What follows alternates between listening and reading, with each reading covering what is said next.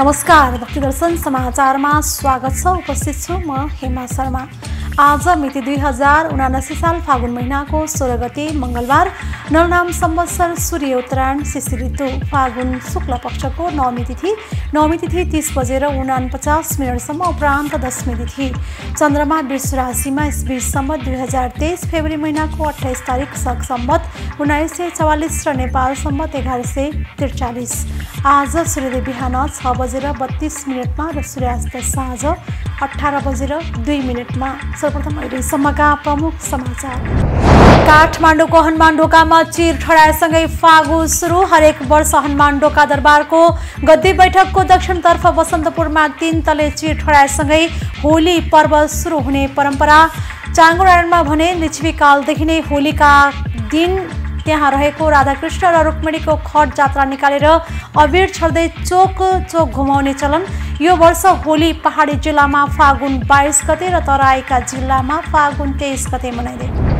नुवाकोटको विदुर नगरपालिका 2 महामण्डलमा अवस्थित प्रसिद्ध विहार स्वयम्भू चैत्यको पुरातत्व विभागले अध्ययन थाल्यो। प्राप्त इतिहास अनुसार करिब 1400 वर्ष अघि लिच्छवीकालीन समयमा निर्माण गरिएको उक्त विहार जीर्ण भएसँगै उत्खनन अध्ययन अन्वेषण सहित पुरातात्विक स्वरूपमा पुनर्निर्माणका लागि पुरातत्व विभागद्वारा अध्ययन सुरु। धार्मिक तथा पर्यटकीय गन्तव्यका रूपमा परिचित बागलुङको कालिका मन्दिर जीर्णोद्धार हुँदै हाल मन्दिरमा सङ्कलित भेटीबाट नै निर्माणको काम अघि बढेको। जीर्णोद्धार तथा थप संरचना निर्माणको लागि गुठी व्यवस्थापन समितिले स्थानीय तह प्रदेश तथा सङ्घीय सरकारसँग रकम माग गरे पनि प्राप्त नभएको मन्दिर व्यवस्थापन समितिको भनाइ। मकवानपुर जिल्लाको महत्त्वपूर्ण मकवानपुर गढी दरबार सामान्य मर्म सम्भारको अभावमा जीर्ण बन्दै गएपछि पुरातत्व विभागद्वारा जीर्णोद्धार सुरु।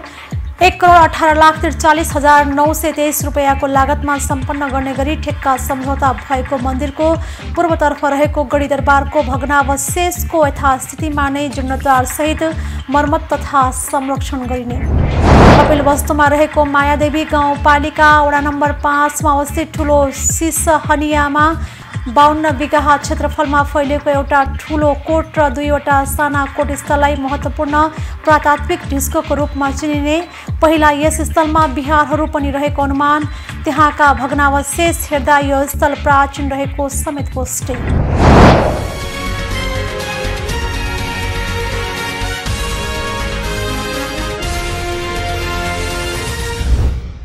अब समाचार विस्तारमा। काठमाडौँको हनुमान ढोकामा चिर ठडाएसँगै फागु सुरु भएको छ। सोमबार बिहान 7 बजेर 45 मिनटको शुभ साइतमा हनुमान ढोकामा चिर ठडाई फागु सुरु गरिएको हो। हरेक वर्ष हनुमान ढोका दरबारको गद्दी बैठकको दक्षिणतर्फ बसन्तपुरमा 3 तले चिर ठडाएसँगै होली पर्व सुरु हुने परम्परा छ। हनुमान ढोका लगायत पाटन र भक्तपुरमा पनि चिर ठडाइन्छ।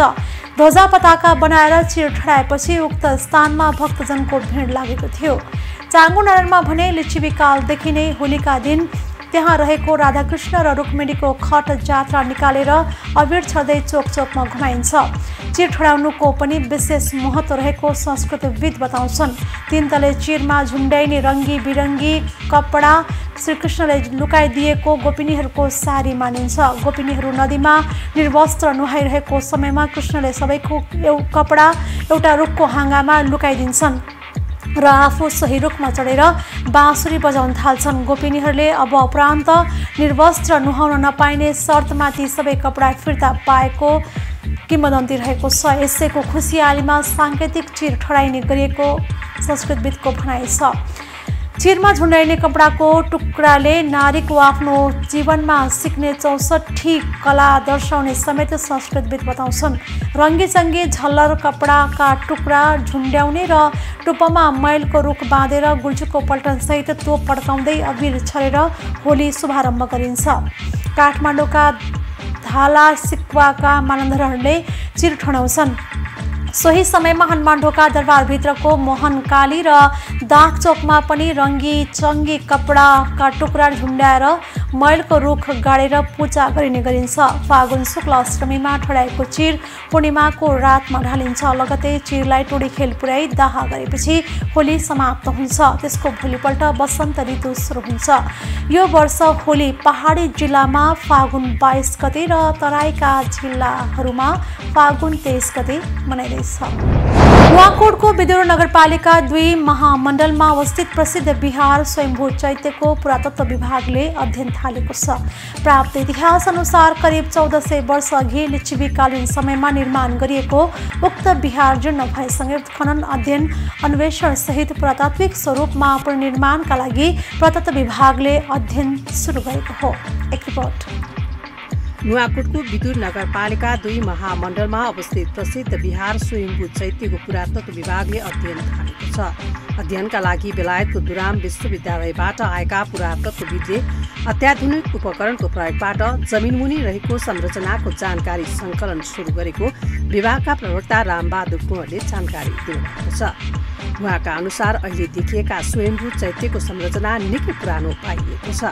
विद्यमान अवस्थामा रहेका संरचनाको पुरातात्विक स्वरूप समेत नमिलेको पाइएकोले जमिनमुनिको भागबाट अध्ययन सुरु भएको हो। अध्ययनको प्रतिवेदन प्राप्त गर्न केही दिन लाग्ने र जमिनमुनिको भागमा पाइएको तथा देखिएका तथ्यका आधारमा अर्को चरणको अध्ययन सुरु हुने कुँवर बताउनुहुन्छ। स्वयम्भू चैत्यको अध्ययनका लागि शनिबार यहाँ आएको बेलायतको दुराम विश्वविद्यालयका 2 सदस्य पुरातत्वविदले अत्याधुनिक उपकरणको सहायताले सङ्कलन गर्नुपर्ने विवरण लिएर आइतबार फर्किएका छन्। छरिएका ढुङ्गाका ससाना चैत्यहरूको बीचमा फराकिलो पीठको बीचमा थप अर्को मूल चैत्य अवस्थित छ। चैत्यको पूर्वी मोहडामा दायाँ बायाँ 2वटा सिंहको मूर्ति राखेर प्रवेशद्वार बनाइएको छ भने चैत्यको अगाडि बायाँ भागमा गणेशको मूर्ति देखिएकाले त्यसको दायाँ भागमा भैरवको मूर्ति नहुनुले जमिन मुरीको उत्खननको आवश्यकता पहिचानका लागि नगरपालिकाले अनुरोध गरेर अध्ययनको माग गरेको विदुर नगरपालिकाको नगर प्रमुख राजन श्रेष्ठले बताउनु भएको छ। उहाँका अनुसार यत्रतत्र पुरातात्विक संरचना अनुसार नमिलेको अवस्थामा गणेश, भीमसेन, गौडासन, विष्णु, सरस्वती लगायतका मूर्ति पाइएका छन्।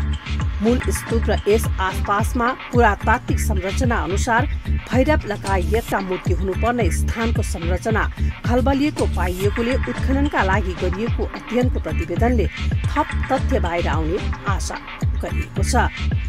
चैत्य स्थलको चारै दिशामा टुटे फुटेका पुरातात्विक वस्तु तथा निर्माणका संरचना यत्रतत्र देख्न पाइने नगर प्रमुख श्रेष्ठको भनाइ छ। लामो इतिहास, ऐतिहासिक संरचना र संस्कृतिको भरिपूर्ण रहेको बिहारलाई लिच्छवी कालदेखि शाहकालसम्मको विभिन्न तथ्यसँग जोडेर गरिएको प्रचार अहिलेसम्म यथार्थमा प्रश्न उठेकाले भ्रम हटाउन अध्ययन थालिएको पनि उहाँले जानकारी गराउनु भएको छ। विदुर नगरपालिका 2 मा अवस्थित सातले दरबार नेपाल एकीकरणको समयमा नुवाकोटमाथि विजय भए पश्चात पृथ्वीनारायण शाहले निर्माण गर्न लगाउनु भएको हो। सोही दरबारको परिसरको उत्तरतर्फ मल्लकालीन तलेजु तुलजा भवानीको मन्दिर रहेको छ।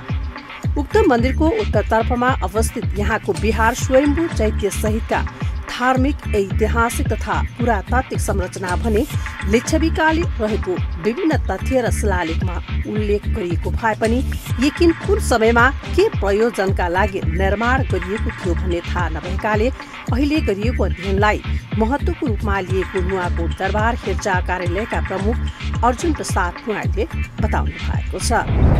धार्मिक तथा पर्यटकीय गन्तव्यका रूपमा परिचित बागलुङको कालिका मन्दिर जीर्णोद्धार गरिएको छ। ताम्रपत्रले मन्दिर छाइएको छ भने कलात्मक इँटाको प्रयोग गरेर मन्दिरलाई थप आकर्षक बनाइएको छ। मुख्य मन्दिरलाई पुरानै शैलीमा आकर्षक ढङ्गबाट निर्माण गरेको गुठी व्यवस्थापन समितिका अध्यक्ष कुमार खड्काले जानकारी दिनुभएको छ। एक रिपोर्ट। धार्मिक तथा पर्यटकीय गन्तव्यको रूपमा परिचित बागलुङको कालिका मन्दिर जीर्णोद्धार गरिएको छ। गुठी व्यवस्थापन समितिको पञ्चवर्षीय रणनीतिक सुधार कार्यक्रम अनुसार मन्दिरको स्वरूप कलात्मक ढङ्गबाट निर्माण गरिएको हो। मन्दिर परिसरका अन्य संरचना आधुनिक ढङ्गबाट निर्माण गरिएको छ। मन्दिरमा सतल हवन कुण्ड लगायतका संरचना निर्माणाधीन अवस्थामा रहेका छन्। थप संरचना पुरातात्विक शैलीमा निर्माण गरिने अध्यक्ष खड्काको भनाइ छ। मन्दिर जीर्णोद्धार गर्न करिब 26 लाख रुपियाँ खर्च भएको बताइएको छ। निर्माणाधीन सतल सम्पन्न गर्न 70 लाख रुपियाँ र हवन कुण्ड निर्माणमा 13 लाख रुपियाँ खर्च हुनेछ। जीर्णोद्धार तथा थप संरचना निर्माणको लागि गुठी व्यवस्थापन समितिले स्थानीय तह, प्रदेश तथा संघीय सरकारसँग रकम माग गरे पनि प्राप्त नभएको अध्यक्ष खड्काले बताउनु भएको छ। हाल मन्दिरमा सङ्कलित भेटीबाट नै निर्माणको काम अघि बढेको छ। तत्कालीन पर्वतका राजा प्रतापी नारायण मल्लले विक्रम सम्वत 1590 मा राज्यारोहण गरेका थिए। उहाँको विवाह 1591 मा पाल्पाका राजनामणि मुकुन्द सेनकी छोरीसँग भएको थियो। विवाह हुँदा छोरीले माझकी देवीलाई पनि दाइजोको रूपमा बुबासँग मागेर आफूसँग ल्याउनु भएको थियो। पाल्पाबाट पर्वत ल्याउने क्रममा देवीको डोली हाल कालिका मन्दिर भएको ठाउँ बागलुङ नगरपालिका 1 मा बिसाएर उठाउँदा नउठेपछि राज दम्पतिले यस ठाउँमा मन्दिरको स्थापना गरी पूजापाठ गर्ने व्यवस्था मिलाएको किम्वदन्ती छ। मन्दिरमा वर्षको 2 पटक बडा दशैं र चैत्य दशैंमा विशेष पूजा हुने गर्छ। मकवानपुर जिल्लाको महत्त्वपूर्ण मकवानपुर गढी दरबारको जीर्णोद्धार सुरु गरिएको छ। ऐतिहासिक महत्त्वको मकवानपुर गढी दरबार सामान्य मर्मत सम्भारको अभावमा जीर्ण बन्दै गएपछि पुरातत्व विभागले जीर्णोद्धार सुरु गरेको हो। मकवानपुर गढी दरबार परिसरमा रहेको श्रीकृष्णको मन्दिरको पश्चिमतर्फ र पूर्वतर्फ रहेको दरबारको भग्नावशेषको मर्मत सम्भार गरिने भएको छ। मकवानपुर गढी गाउँपालिका 2 का वडाध्यक्ष बखान सिंह पाखरिनले मन्दिरको पश्चिमतर्फ रहेको भवनको जीर्णोद्धार सहित छाना समेत हाल्ने योजना रहेको जानकारी दिँदै उहाँले चालु आर्थिक वर्षको रकमबाट भवनको मर्मत तथा संरक्षण गरिने समेत बताउनु भएको छ। आगामी आर्थिक वर्षमा बजेट व्यवस्था गरी छाना समेत हाल्ने योजना बनाएको र पुरानै शैलीमा मर्मत तथा संरक्षणको काम हुने जनाइएको छ।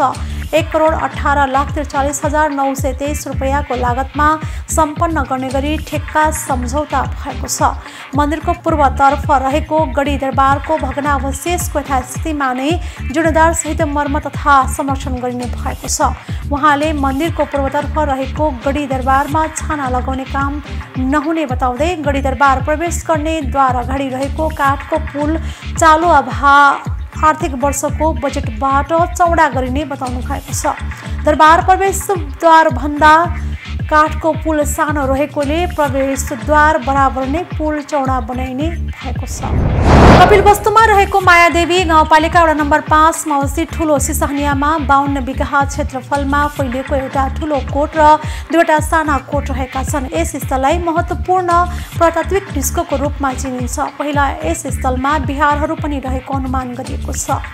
यहाँका भग्नावशेष हेर्दा यो स्थल प्राचीन रहेको पुष्टि समेत गर्दछ। यहाँ उत्खनन नभए तापनि ठुलो सिसहनिया क्षेत्रलाई प्राचीन स्थल मानिएको छ। सन् 1993 देखि 2094 मा नेपाल र इटालीका पुरातत्त्वविदहरूले यस स्थलको अध्ययन समेत गरेका थिए, तर हालसम्म यस स्थलको उत्खनन तथा अन्वेषण भने हुन सकेको छैन। एक रिपोर्ट।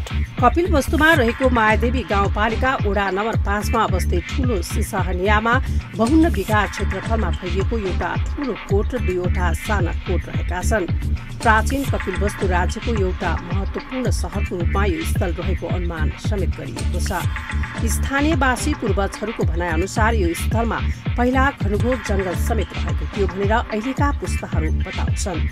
यही प्राचीन स्थलको एक किनारमा समय माईको मन्दिर बनाइएको छ। यस मन्दिरका पुजारीका अनुसार यो मन्दिर 7 वर्ष अगाडि निर्माण गरिएको भनेर बताउनुहुन्छ। जब यही कोटको एक किनारमा नेपाल सरकार पुरातत्व विभागको सूचना पाठीमा प्रष्ट उल्लेख गरिएको छ कि यस प्राचीन स्मारकलाई नष्ट गरे, भत्काए, हटाए, परिवर्तन, अनाधिकृत कार्यमा लगाए वा अन्य किसिमका हानि नोक्सानी पुर्याएमा प्राचीन स्मारक संरक्षण ऐन 2013 को उपदफा क, ख र ग अनुसार 25,000 रुपियाँदेखि 1 लाख रुपियाँसम्म जरिवाना वा 5 वर्षदेखि 15 वर्षसम्म कैद वा दुवै सजाय हुनेछ भन्ने उल्लेख गरिएको छ। तर प्राचीन कपिलवस्तु जिल्लाको अधिकांश स्थल जहाँ पुरातत्व विभागको बोर्ड राखिएको छ त्यही स्थलमा पुरातत्व विभागको नियम विपरीत निर्माण कार्य, विभिन्न किसिमका मठ मन्दिर आदि बनेको प्रष्ट देखिन सकिन्छ। यस्तो ठूलो सिसहनिया स्थलको उत्खनन तथा अन्वेषण गरिएमा यो स्थल कपिलवस्तु जिल्लाको थप पर्यटकीय स्थल बन्ने बढी सम्भावना समेत रहेको छ। हाल यस प्राचीन स्थलमा स्थानीय युवाहरूको लागि क्रीडा स्थल बनेको छ र गौचरण आदि बनेका छन्, जसले गर्दा यस स्थलको प्राचीन भग्नावशेषमा प्रत्यक्ष रूपमा ठूलो प्रभाव पारेको छ।